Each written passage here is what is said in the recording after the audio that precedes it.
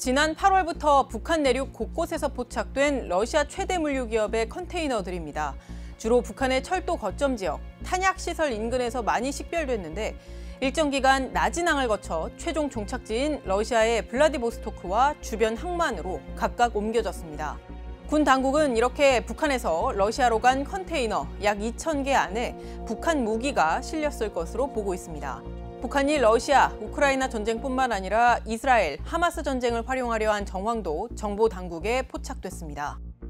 김정은이 최근 팔레스타인을 포괄적으로 지원하는 방안을 찾으라고 지시한 정황을 포착하였으며 유럽과 중동에서 두 개의 전쟁이 벌어지면서 북한의 군수산업이 예상치 못한 대목을 맞았다는 분석이 나오는데 과연 그 규모는 어느 정도이고 북한이 그 대가로 받은 것들은 무엇일까요?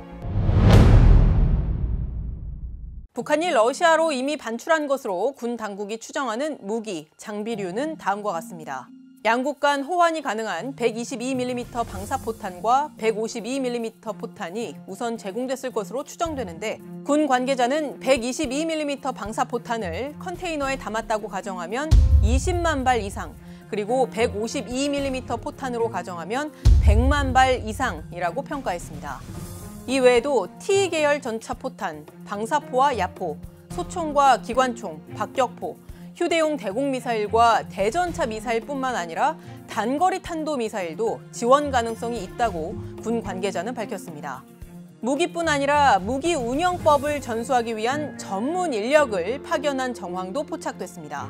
국정원은 지난달 중순쯤 북한이 무기 운영법을 전수하려 방사포 전문가로 구성된 대표단을 러시아에 파견한 정황을 포착했다고 밝혔습니다. 포탄 100만 발은 유럽연합 EU가 우크라이나를 위해 지원한 것으로 공개된 약 30만 발의 3배가 넘는 양이자 우크라이나 전쟁에 2달 정도 쓸 수 있는 양입니다.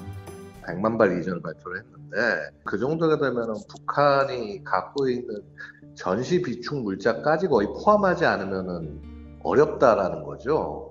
북한이 보유하고 있는 걸 보냈다라는 얘기가 되는 겁니다. 사실상 북한이 러시아 무기 지원에 필요한 양산 체계를 전격 가동 중이라는 분석이 나옵니다. 2022년 6월에 당 전원회의를 개최를 통해서 무기의 현대화, 또 생산 공정의 현대화를 주문을 했는데요. 그 최소 1년 전부터 러시아 지원을 위한 무기 체계 양산 체제의 본격 가동에 들어갔다. 이렇게 볼 수 있을 것 같습니다. 국정원도 북한이 군수물자 수요를 맞추기 위해서 군수공장을 풀로 운영 중이고 수출용 탄약상자 제작에 민수공장과 주민들도 동원하고 있다고 보고했습니다. 북한의 군수공장은 워낙 많아서 정확한 규모를 특정하긴 어렵지만 그래도 소총을 만드는 28 기계공장이나 박격포탄과 방사포탄 등을 만드는 제26호 공장, 그리고 탄약을 만드는 제42호 공장과 제95호 공장 등 주요 군수 공장들은 풀 가동 중일 것으로 전문가들은 보고 있습니다. 그 보유하고 있는 군수 물자들을 다 일단 보냈을 거고 북한이 후방기지 역할을 하면서 군수 물자를 지속적으로 생산해서 모든 군수 공장들을 최대한 풀가동하고 있을 가능성이 상당히 높다. 실제로 북한 국무위원장 김정은은 국방경제사업이라는 말까지 만들면서 무기 증산을 독려한 상태입니다. 김정은 동지께서는 공장 종영 사업에서 제기되는 문제들과 새로운 탄종을 계열 생산하기 위한 능력 조성 사업 등 국방 경제 사업의 중요 방향을 제시하셨습니다. 하마스가 북한산 무기를 사용한 정황이 포착되는 만큼 군과 정보 당국은 관련 동향도 주시하고 있습니다. 국정원은 북한이 과거 하마스, 헤즈볼라에 대전차 무기, 방사포탄 등을 수출한 전례가 있는 만큼 이 지역의 무장단체와 제3세계 국가에 무기 판매를 시도할 가능성이 있는 것으로 본다고 보고했습니다.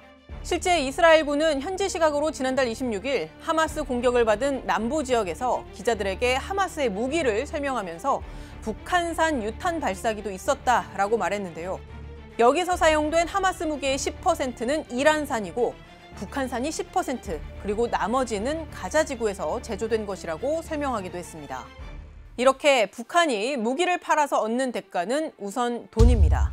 북한이 러시아로부터 확실히 받은 건 무기 제공에 대한 어떤 경제적 대가, 그러니까 거기에 대한 어떤 달러라든가 이런 현금 수입이 있을 거고 북한의 무기 거래는 불법이기 때문에 특정 무기를 얼마에 팔았는지는 더더욱 정확한 확인이 어렵지만 영국 왕립합동군사연구소가 2015년에 발표한 보고서에 따르면 북한이 콩고에 수출한 B-12 107mm 다연장 로켓은 한 기당 1,220유로, 현재 환율로 따지면 우리 돈으로 약 170만 원, BM-21 122mm 다연장 로켓은 한 기당 5,520유로, 약 770만 원 안팎에 거래된 적이 있었습니다.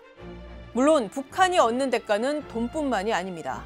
일단 북한이 러시아로부터 받을 수 있는 것으로 추정 가능한 것은 합참이 밝힌 대로 위성기술 지원과 핵 관련 기술 이전 협력, 그리고 전투기 또는 관련 부품 지원, 방공 시스템 지원, 노획한 서방무기 장비뿐만 아니라 식량과 원유 공급, 그리고 러시아로의 북한 노동자 수출 등입니다.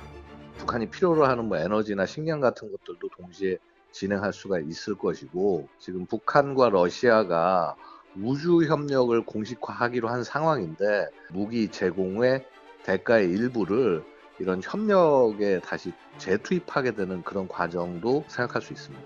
구형 무기 체계의 그 탄약들을 치운다는 얘기는 그거를 이제 신무기로 업그레이드할 수 있는 기회가 된다라는 거거든요. 그러니까 단순히 핵뿐만 아니라 재래 전력도 일부 현대가 같이 갈 수 있다라는 겁니다. 한반도 차원과 유럽의 안보 환경 차원에 크게 영향을 미칠 수 있다고 보이는데, 한반도 차원에서 본다면은 북한이 계획하고 있는 무기체계 개발 5개년 계획이 올해 3년 차인데 좀 더 빨리 완성을 할 수도 있고요. 질적 수준도 훨씬 높아질 가능성이 있어 보입니다. 북한으로선 하마스로부터도 무기 판매 대금 외에 얻을 게 있다는 게 전문가들의 분석입니다. 반미전선을 전 세계적 범위에서 강화하고 구축하려는 입장을 가지고 있기 때문에 하마스와 반미연대를 강화하는 정치적 이익을 얻으려고 하는 그런 측면이 있다고 생각합니다. 지구촌을 위협하는 데 북한 무기가 쓰인다는 것 자체가 문제이지만 북한이 무기 판매 대금과 러시아로부터 받아들이는 각종 핵 전략 무기 기술로 실질적인 핵 능력을 고도화시킬 수 있다는 점도 우려되는 상황입니다. 먼 곳에서 벌어지는 두 전쟁의 참화를 우리와 무관한 일로 치부해서는 안 되는 또 하나의 이유가 여기에 있습니다. 지금까지 뒷배기였습니다.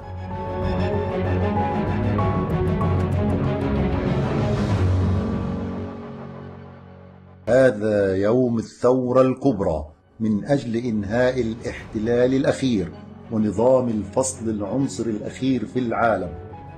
팔레스타인 무장정파 하마스가 이스라엘을 기습 공격해 민간인들을 납치하고 살해한 지 약 3주가 지나는 동안 이스라엘 사망자 수는 1,400명을 넘어섰고 억류 중인 다국적인질은 약 230명에 이르는 것으로 추산됩니다. זהו השלב השני של המלחמה שמטרותיה ברורות. השמדת היכולות הצבאיות והשלטוניות של החמאס והחזרת החטופים הביתה. 하마스에 대한 보복 의지를 다진 이스라엘이 전쟁 2단계에 착수해 부분적 지상전이 본격화한 상황. 가자지구 사망자는 8,000명이 넘는 것으로 집계됐습니다. 이렇게 무력 충돌이 첨예해질수록 피해에 가장 취약한 이들은 바로 어린이들입니다.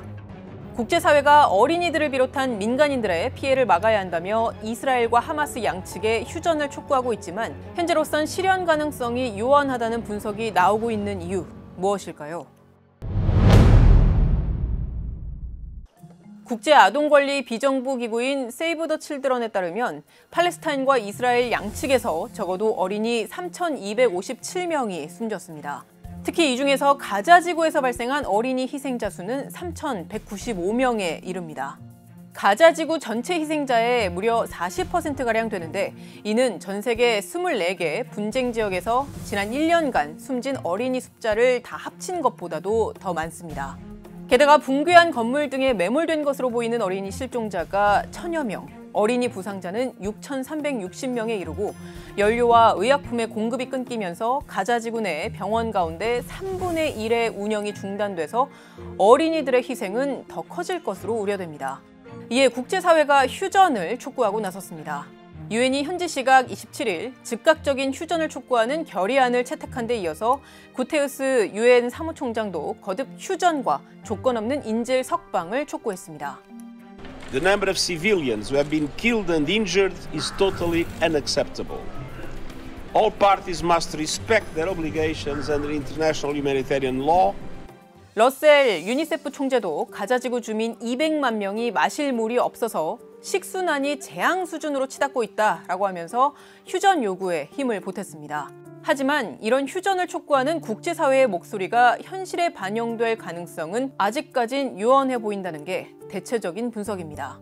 유엔에서 법적 구속력이 있는 결정을 할 수 있는 기관은 유엔 안전보장이사회, 즉 유엔 안보리이고 여기서 결의안이 통과되려면 미국과 영국, 프랑스, 중국, 러시아 등 5개의 상임이사국 모두 거부권을 행사하지 않아야 하며 안보리 15개 이사국 중에서 9개국 이상의 찬성을 얻어야 하는데 최근 상임이사국들 사이에 진영 갈등이 심해지고 또 자국 이득을 챙기는 행보가 노골화되면서 한 목소리를 내는 경우가 매우 드물기 때문입니다. 앞서 이스라엘과 하마스의 휴전을 촉구하는 유엔 안보리 결의안이 4차례 제출이 됐지만 유엔 안보리 상임이사국인 미국과 러시아가 서로 각각이 제출한 결의안에 반대 입장을 고수하는 등 접점을 찾지 못해서 모두 부결됐습니다. 미국 현지 시각 30일에도 유엔 안보리가 휴전을 촉구하는 5번째 표결을 곧 시도하지만 앞선 4차례의 사례처럼 부결될 가능성이 있습니다. 설령 결의안이 유엔 안보리에서 통과가 된다고 해도 전쟁 당사자인 이스라엘 전시내각과 또 하마스 지도부 양측 모두 전의를 굽힐 기미가 보이지 않는 점은 휴전의 전망을 더욱 어둡게 합니다. 네타냐후 총리를 비롯한 극우 정권과 또 하마스가 서로 정치적 어려움에 맞닥뜨릴 때마다 상대에 대한 적대감을 자극해서 권력을 유지해왔다는 점도 간과할 수 없는 부분입니다. Calls for a ceasefire are calls for Israel to surrender to Hamas, to surrender to terrorism, to surrender to barbarism. That will not happen. Our brigades, Qassam brigades, highly prepared, and they successfully fought against the attempts of the occupation forces to invade Gaza, and they succeeded to cause them damages and big losses in Gaza Strip.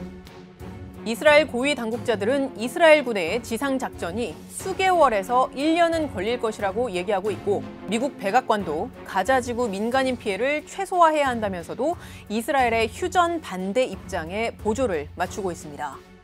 We do not believe that a ceasefire is the right answer right now.